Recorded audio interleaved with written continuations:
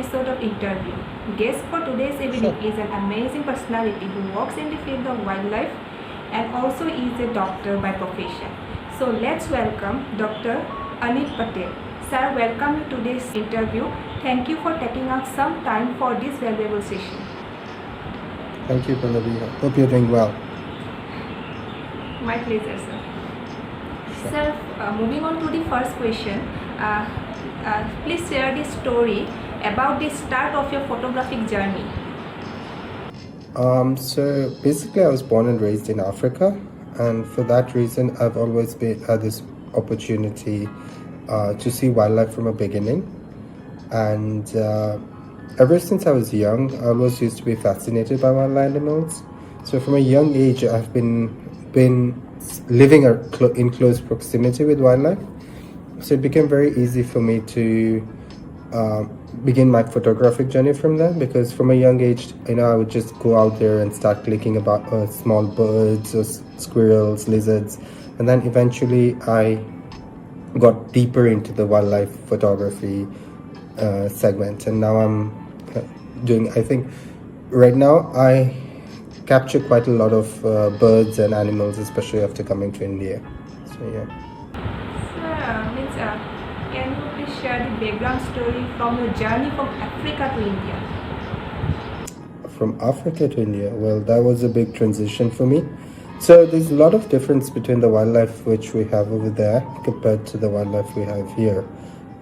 Big cats are more famous there, the Great Five. I was actually born in Nairobi, so it's very close to Masai Mara. So when we were young kids, we always used to go around to the game reserve. Then we have a lot of game reserves. Nairobi itself has a national park just within the city.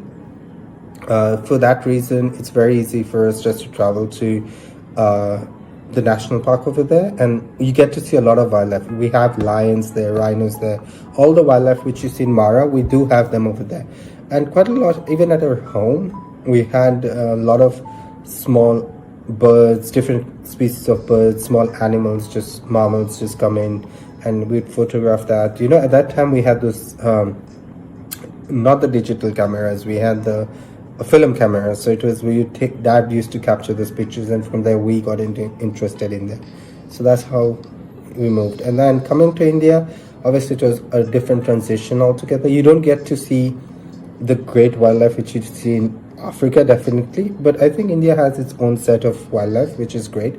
Again, I live in Ahmedabad, which is close to Gir, and over there we do have Asiatic lions, which itself hold quite a lot of significance.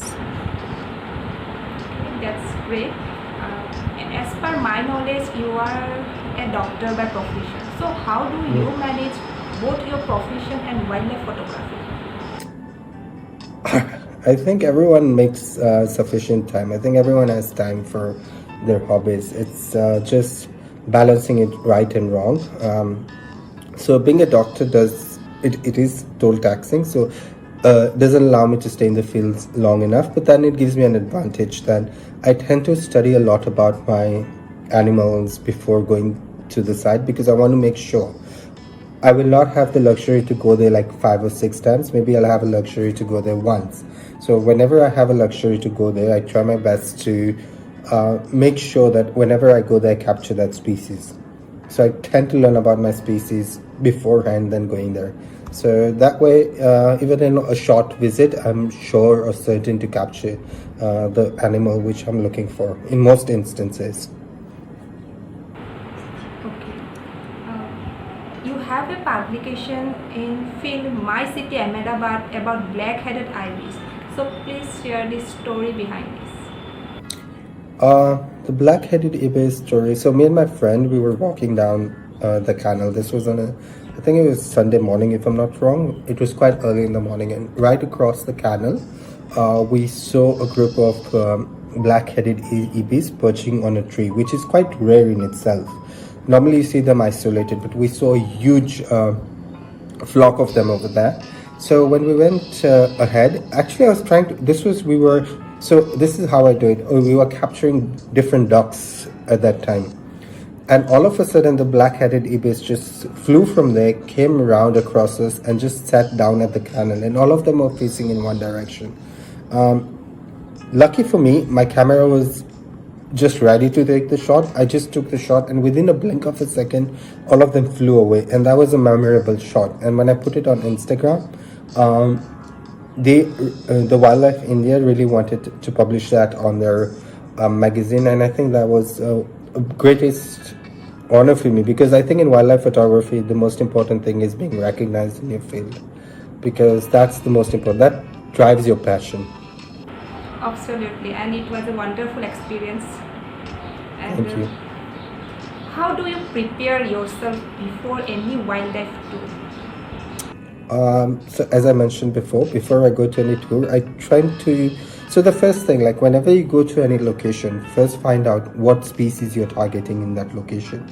What kind of species have recently been spotted? What can you find on the internet about this species? Maybe if it's a bird, then what kind of birds you can find? What season of the birds it is?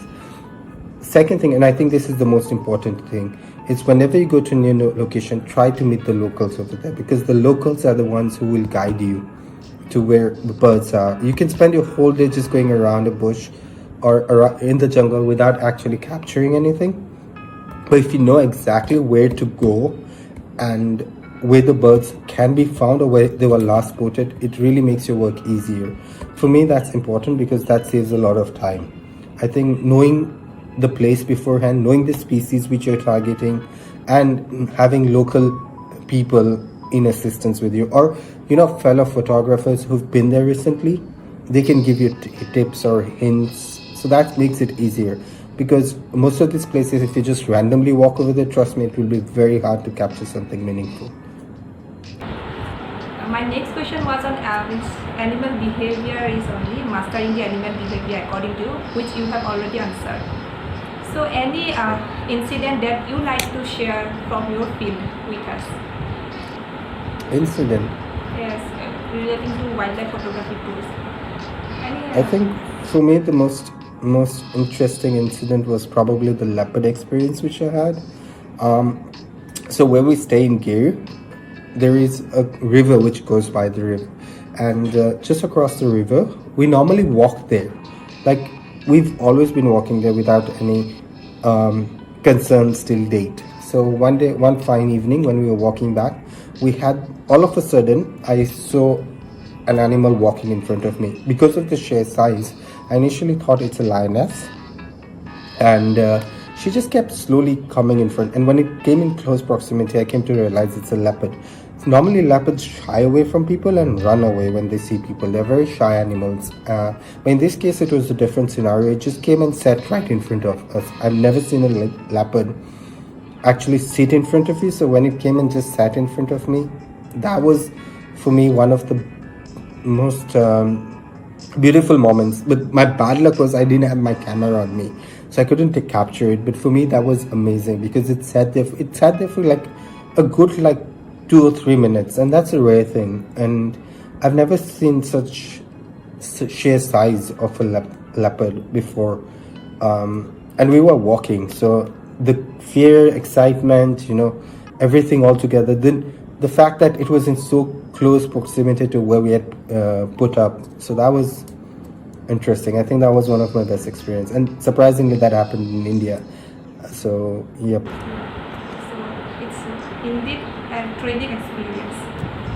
Yes, and definitely, obviously, the one of the dogs when they attacked the Nilgai, the blue bull. So that was something I'd never experienced in my life. So that also was an interest. That was amazing as well. Amazing, but yet sad to accept the reality that we have feral dogs attacking wildlife. So yeah.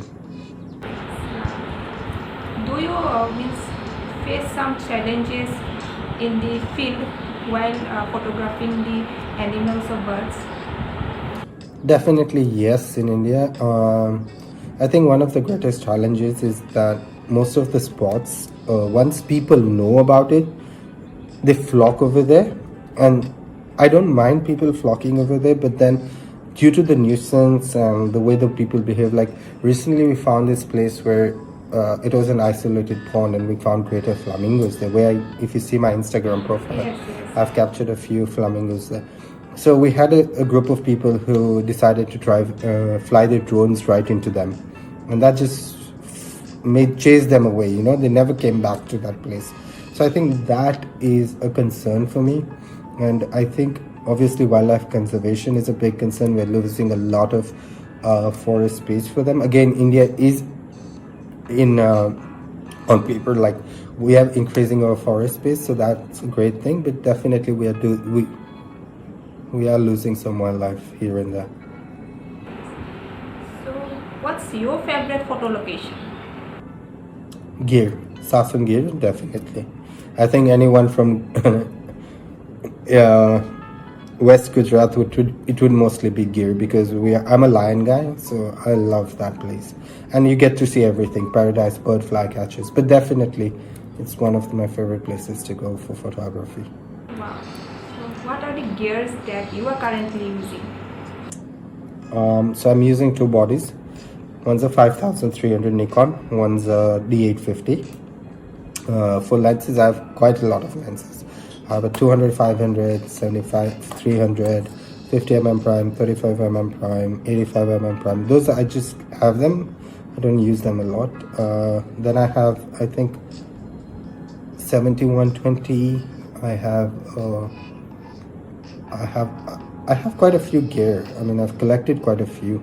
So yeah, I do have a lot, but I don't use everything. My favorite one is definitely the D850 with the 200, 500 combo. So, how is it to wake up and see Sakura with his spray on one fine morning? I've been following this shikra for quite some time. There's a shikra that's been living close to my house, and there are three of them, surprisingly, not one. And I normally see them perched together at the rooftop at my house. And this morning I just woke up and I noticed a dove flying around. All of a sudden, I knew there was something wrong because squeaking around here and there. And then the shikra just grabbed it. I was still having tea in the morning, and all of a sudden it just pinned it down right in front of me. So that was like amazing.